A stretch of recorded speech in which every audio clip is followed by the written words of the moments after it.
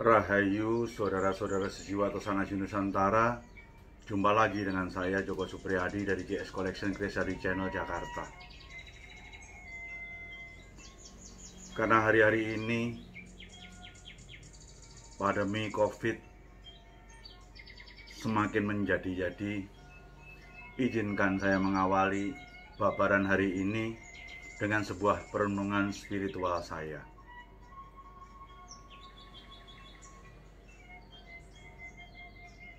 Adakah tempat yang aman dan nyaman di mana aku mesti berlindung? Seakan tidak ada ruang yang aman di bumi ini.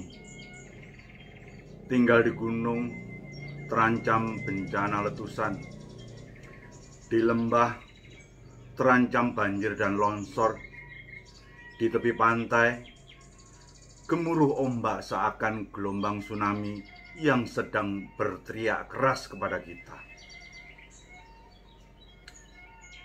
Di gurun mati kepanasan, di kutub mati kedinginan, di kota-kota bencana reruntuhan gedung-gedung yang tinggi, ketika gempa melanda, di tengah hutan bahkan terancam kebakaran, termasuk taring-taring buas para pemangsa yang kelaparan.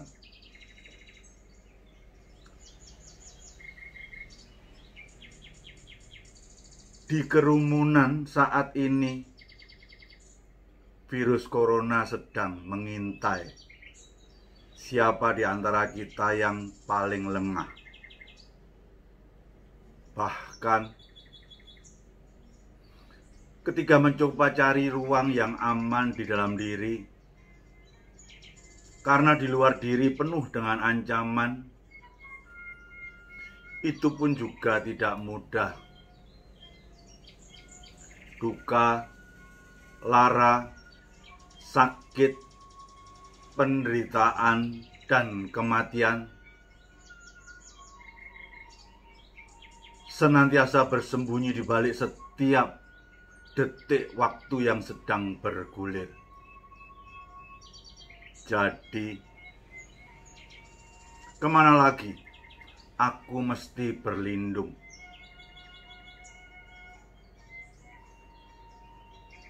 Kegelisahan itu sungguh menyiksanya, namun tiba-tiba hembusan angin yang lembut sambil berbisik lirih seakan mencoba menenangkannya.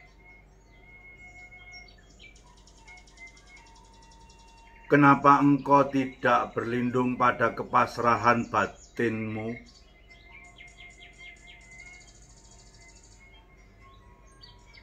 Sebab dengan perisai kepasrahan itu, setiap tempat yang ada menjadi aman dan nyaman. Pasrahlah pada kehendak kehidupan itu sendiri. Namun jangan berdiam, sebab kepasrahan itu bukan diam dan menyerah, melainkan mengusahakan yang terbaik, lalu berserah hasilnya pada Sang Penguasa kehidupan.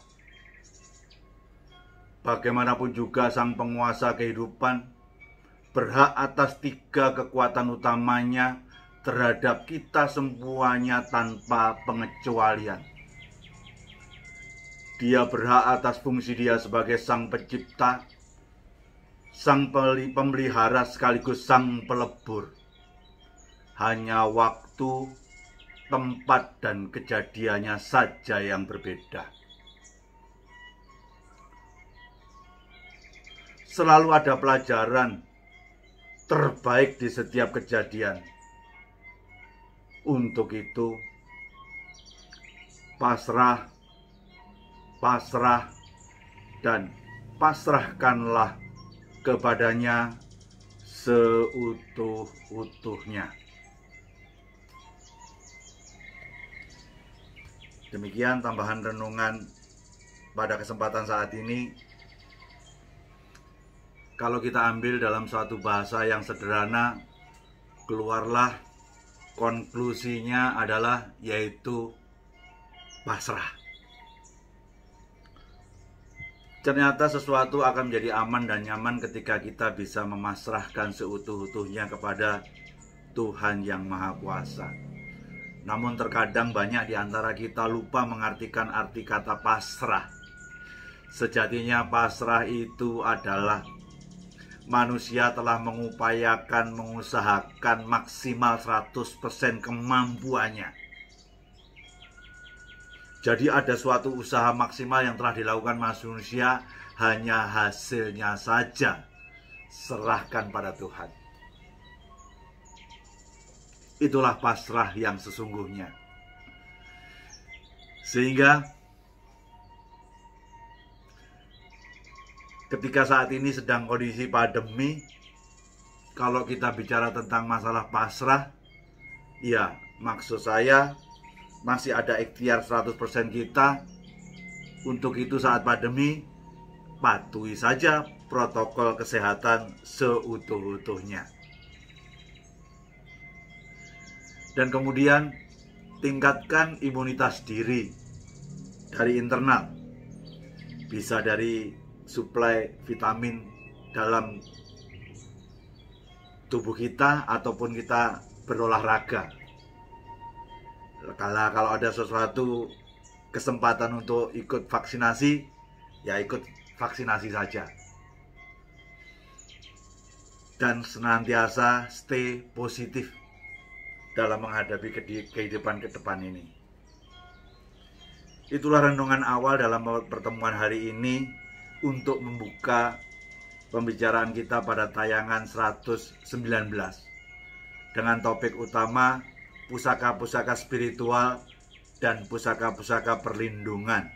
Sekaligus saya review 3 pusaka saya, nomor 6050, 4056, dan 6079. Mari kita mulai dari pusaka Sandang Walikat Ukir Cendonowangi, yang menurut saya rangkanya cukup eksotik. Biasanya banyak pusaka-pusaka disandangkan dalam satu bentuk sandang walikat. Mari kita mulai dari nomor 6050. Di sini kita bicara tentang dapur Kolomisani.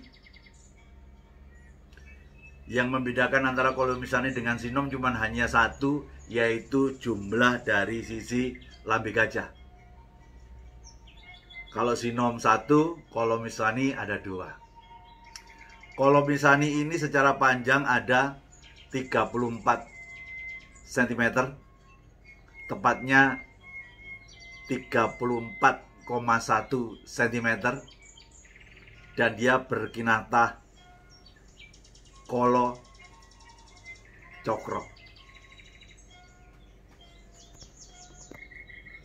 Maaf. Kolo Cokro sendiri kita tahu bahwa secara fungsi filosofisnya lebih ke arah sebagai penolak balak terhadap sesuatu gangguan yang tidak kasat mata, termasuk di dalamnya adalah guna-guna. Itu maksud daripada Rajah Kolo Cokro. Ini kolonya, ini cokronya. Kemudian ketika kita bicara tentang Kolomisani, Kolomisani itu secara filosofi adalah lebih ke arah Kolo adalah waktu, Misani adalah awal. Seolah-olah kita mengingatkan diri kita pada awal muasal masa lalu kita. Sehingga banyak maksud yang ada dalam filosofi Kolomisani ini. Salah satunya agar kita juga menjadi orang yang tidak lupa pada asal muasal. Artinya kacang ora ninggalan jaran. Jadi itulah semacam sesuatu asal muasal. Biasa boleh juga asal muasal dikaitkan dengan masalah asal kehidupan kita dulu, dari mana, siapa yang mencipta, dan sebagainya. Jadi Kolomisani lebih ke arah suatu pusaka untuk refleksi diri. Dan bahkan Anda harus tahu,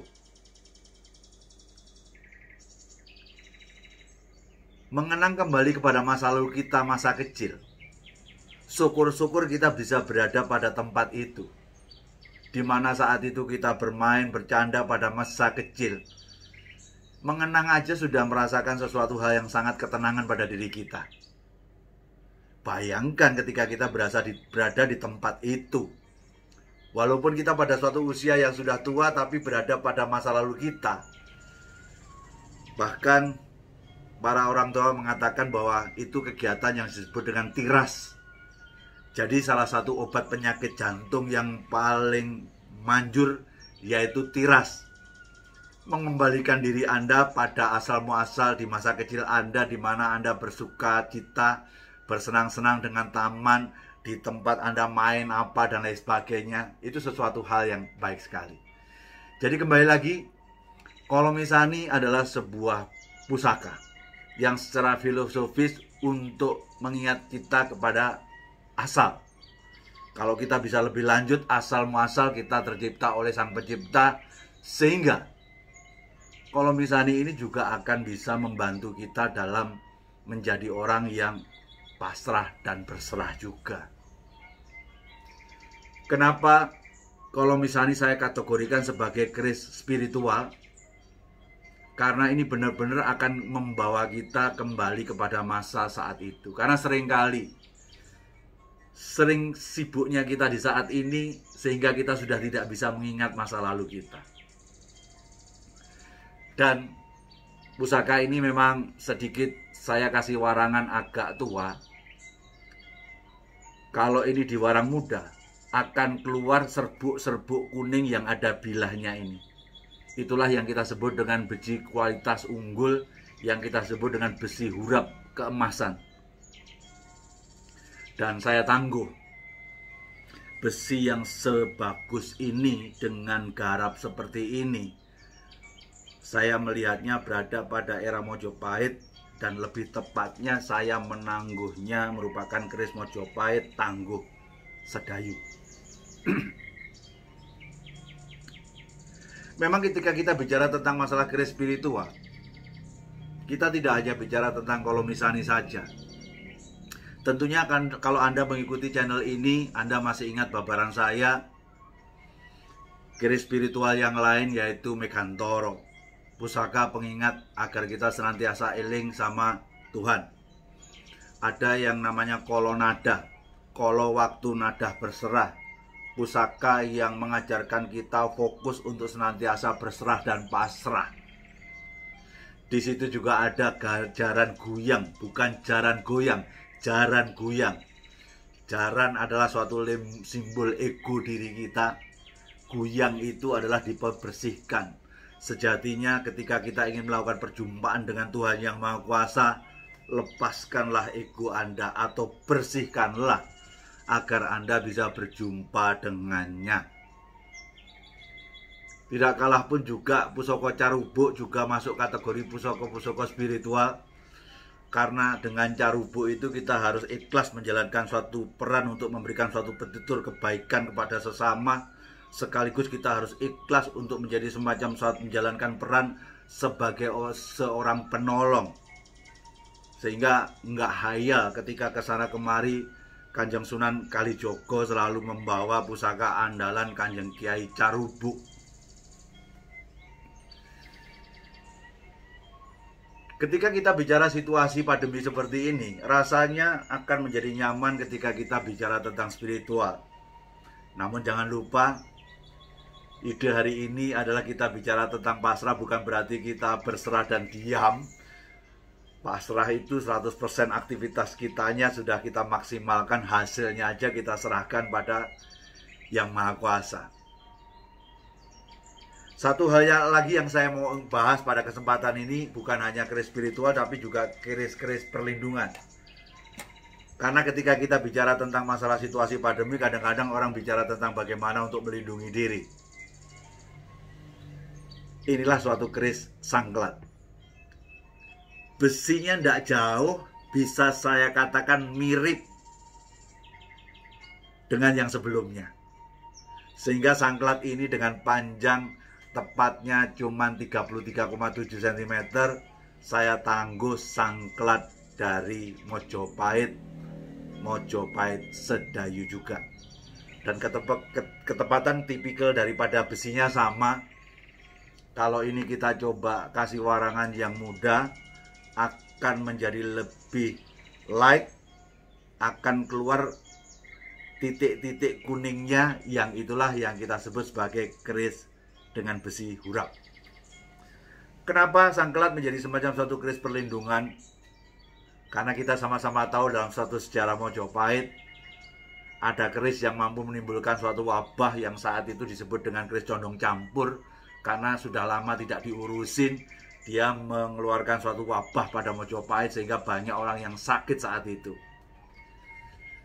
Nah, saat itu yang jaga adalah Mpu Supo.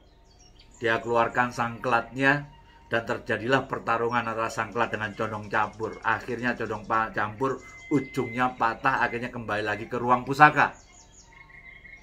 Sejak saat itu orang bicara tentang memang sangklat lebih ke arah sengkolo mencelat sebagai suatu keris perlindungan. Kalau kita bicara tentang keris perlindungan yang lain, ada satu yang sangat menarik, yaitu keris Pulang Geni.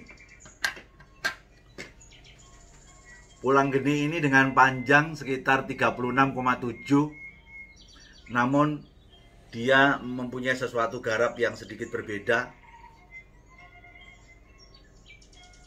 Dengan looknya sedikit agak males atau kembo, lebih ke arah Jawa Baratan. Namun dengan besi yang setua ini, saya menangguhnya ini adalah keris Pasundan Sepuh. Sehingga baik Kolomisani sangklat yang saya review sebelumnya merupakan suatu keris Sedayu, ini tidak kalah tua, bahkan lebih tua. Karena tentunya kalau kita bicara tentang Pasundan, itu eranya adalah sebelum Pajajaran. Karena Pajajaran adalah suatu keraton persatuan untuk mempersatukan Segaluh dan Pasundan. Itu terjadi pada tahun 932. Sehingga bisa kita katakan kalau kita bicara tentang keris Pasundan, berarti keris itu harusnya dibuatnya sebelum tahun 932. Ini sangat enteng dan sangat besar sekali. Dan inilah yang kita sebut dengan keris Pulang Geni. Jadi akhirnya kembali lagi kepada suatu cerita di awal. Yang namanya suatu pusaka itu ada yang dilarikan ke urusan spiritual, ada yang dilarikan ke urusan yang kait dengan perlindungan, atau dikaitkan dengan filosofi lainnya sesuai dengan yang ada di keris itu. Baik, saudara-saudara sekalian, ada satu hal yang mau saya bahas. Pada tayangan 118 kemarin, ya dianggap curhat boleh, agar sebagai suatu perhatian aja. Saya yakin orang ini bukan subscriber. Dia kayaknya komplain dengan tayangan yang saya buat. Lucunya komplainnya itu kok bukan urusannya konten. Artinya, itu keris itu bukan yang namanya Kolomisani, itu harusnya sangkelat karena lambe gajahnya 2. Lah itu konten tentang keris. Lucunya dia komplain tentang tata cara saya menjalankan suatu peliputan ini. Yang dikomplain pertama, saya kok nggak pernah membawa orang ikut menjadi pembicara. Ya, saya semakin sadar bahwa dia bukan subscriber saya. Kalau subscriber saya, dia tahu bahwa ini ajang sharing saya. Kalau sharing, ya sharing saya. Kecuali kalau saya buat konten tujuannya untuk yang lain. Barangkali bisa saya hadirkan orang-orang yang lain. Ya namanya sharing ya sebatas kemampuan saya. Yang kedua, dia mengatakan, wah kalau begitu nuansanya Anda seperti kayak penjual. Ya terserah kepada Anda. Yang jelas saya juga pakai baju kapten ini. Anda harus tahu kapten itu komunitas pebursa Tosanaji Nusantara. Jadi hari demi hari saya akui bakul.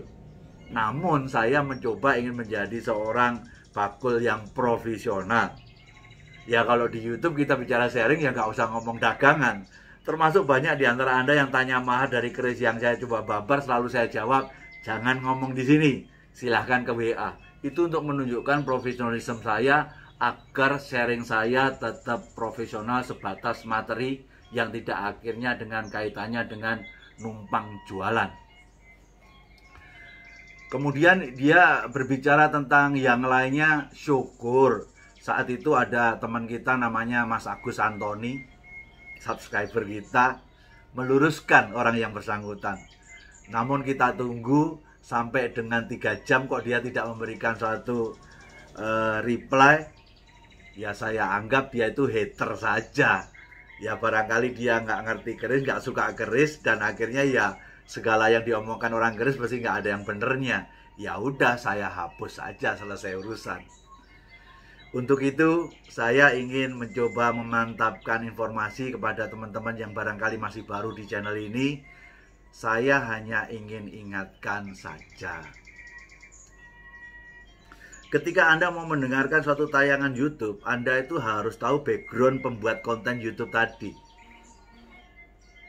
Anda harus lihat apakah dia itu seorang sejarawan, apakah dia seorang empu, apakah dia seorang katakanlah supranatural, atau banyak orang mengatakan dukun, atau dia seorang entertainer.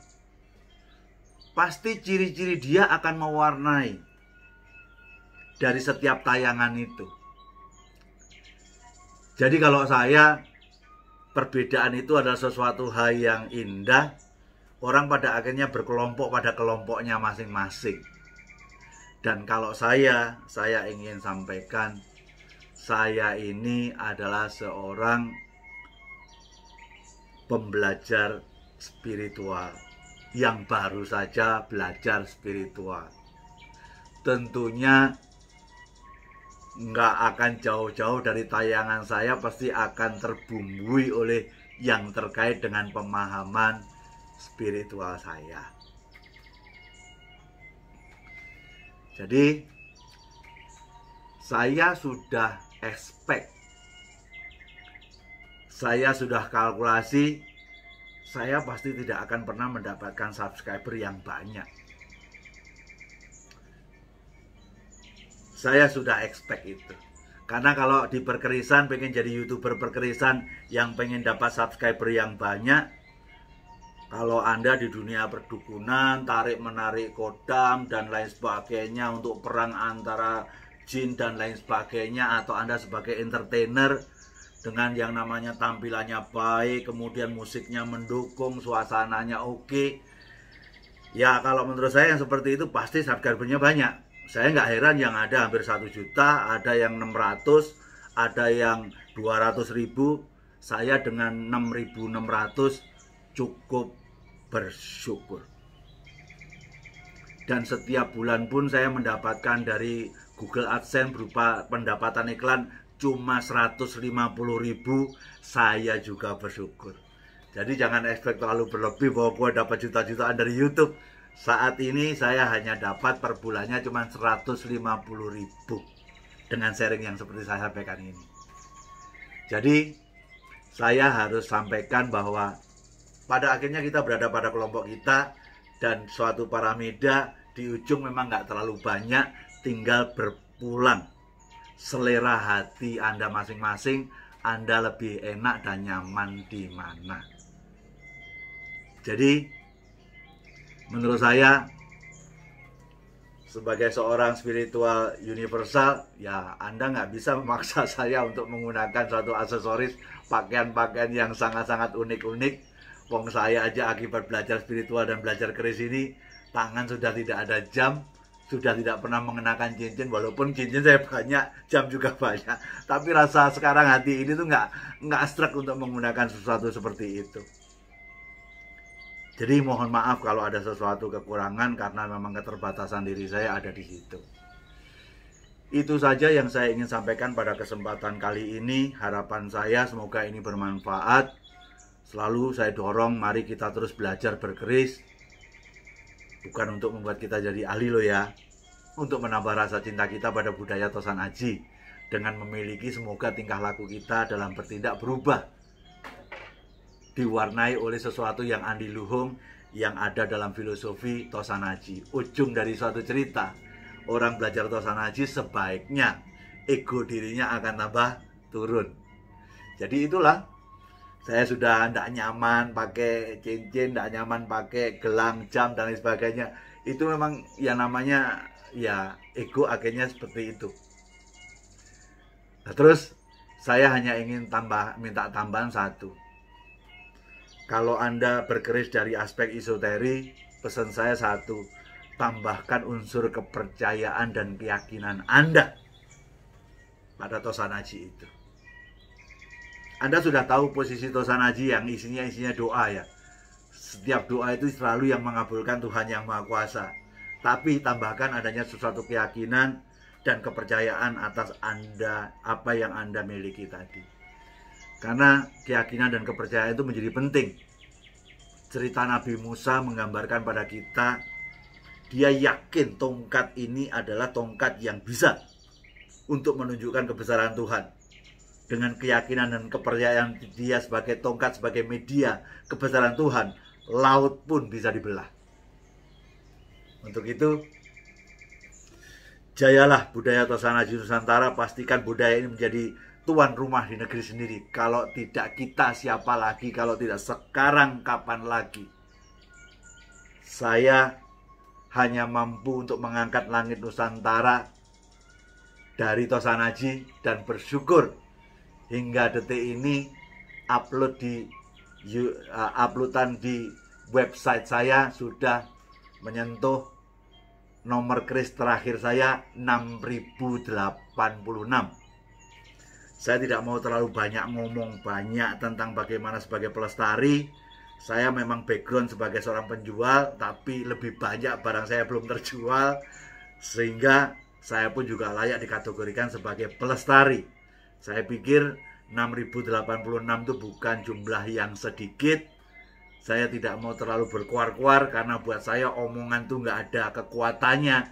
Yang punya kekuatan adalah kenyataan, karena kenyataan bisa berteriak lebih keras daripada kata-kata. Cukup sampai di sini. Rahayu, rahayu, rahayu. Sagung dumadi. Nuwun.